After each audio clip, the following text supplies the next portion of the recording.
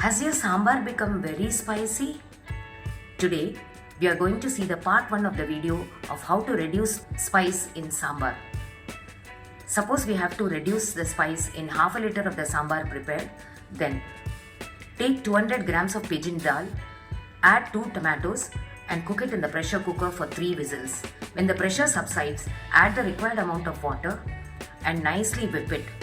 Now add half a teaspoon of tamarind paste to it and some spices like salt, sambar powder if it does not have chili, because care should be taken that your sambar powder should not have chili in it because already our sambar is spicy. Hence, add a small piece of jaggery also to this. Mix it well. Now add this mixture to the originally prepared spicy sambar.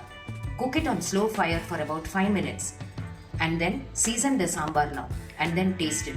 You'll definitely find a lot of difference that the spice levels have reduced and it's become more tastier too.